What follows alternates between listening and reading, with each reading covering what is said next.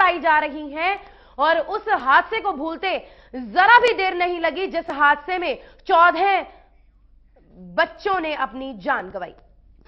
हमारे साथ इस समय उप जिला शिक्षा अधिकारी दिनेश उपाध्याय खुद जुड़ चुके हैं। उपाध्याय जी, बहुत बहुत स्वागत है MH1 न्यूज में आपका। आपसे यही जानना चाहेंगे, आपने जब आप निरीक्षण पर निकले, आपने अपनी आंखों से देखा सरकारी जो आदेश है उनकी धज्जियां उड़ाई जा रही हैं, जिस तरह से सरकारी आदेशों की अवहेलना हो रही है, क्या कहना चाहेंगे आप? क्या सरकार के कदम इतने कमजोर हैं कि प्राइवेट या जो भी एडेड स्कूल्स हैं वो सरकारी आदेशों की परवाह ही नहीं करते? जी, हेलो उपाध्याय जी, क्या आप हमें सुन पा रहे हैं? जी, हम जानना चाहते हैं, जिस तरह से आपने निरीक्षण किया, आपने क्लासेस लगती हुई देखी, क्या पाया गया स्कूल चल रहे हैं? आपको स्कूल जो है लगे हुए थे, जब हम विजिट पर निकले फिर हमने उन स्कूलों को जो है वो बंद करवा दिया और उन्हें नोटिस जारी कर दिया कि यदि भविष्य में ऐसी गलती आपने की और सरकार के आदेशों का पालन नहीं किया तो आपके विरुद्ध आपके विभाग को लिख दिया जाएगा मान्यता समाप्त करने के लिए।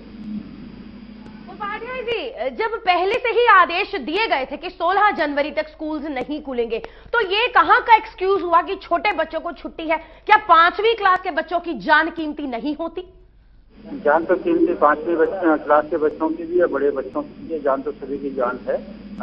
परंतु ये विद्यालय जो है सरकार के आदेशों का तोड़ मरोड़ के पालन करते हैं और उस समय बताते हैं जब पकड़े जाते हैं कि हम तो तैयारी करा रहे थे 26 जनवरी की और एक्स्ट्रा क्लास लगा रहे थे, एग्जामिनेशन जो है सरकार को CBSE वाले जो है 1 मार्च से स्टार्ट होने वाले, इसलिए हम प्रैक्टिकल वगैरह करा रहे थे।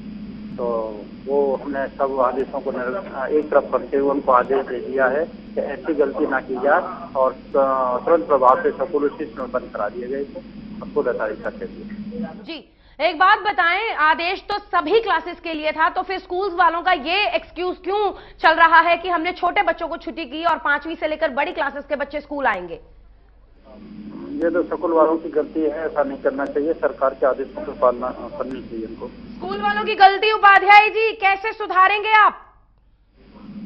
हम इनके विरुद्ध कार्रवाई करेंगे, नोटिस जारी करेंगे और इनसे एक्सप्लेनेशन कॉल लेने के बाद इनके विरुद्ध विभाग को लिख दिया जाएगा।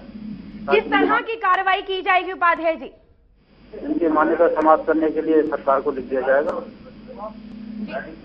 क्या कहेंगे उपाध्याय जी, जिस तरह से मीडिया कर्मों के साथ बदसलूकी हुई है, उनके कैमरा तोड़ने की कोशिश, कैमरा पर्सन से हाथापाई?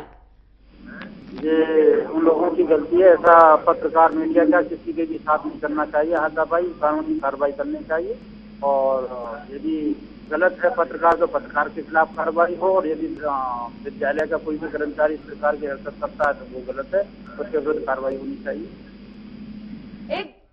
एक बात तो बताएं आप उपाध्याय जी, जब आप स्कूल्स में गए, आपने निरीक्षण किया, आपने शिक्षा विभाग की तरफ से ये जारी किया हुआ था निर्देश कि 16 जनवरी तक कोई स्कूल, चाहे वो सरकारी हो, गैर सरकारी हो, एडेड हो, नॉन एडेड हो, कोई भी स्कूल नहीं चलेगा। जब आपने देखा स्कूल चल रहे हैं तो उन स्कूल प्रशासन के लोगों का क्या रवैया था? कैसे उन लोगों ने आपके साथ डील की? क्या क्या बहाने सुनाए आपको?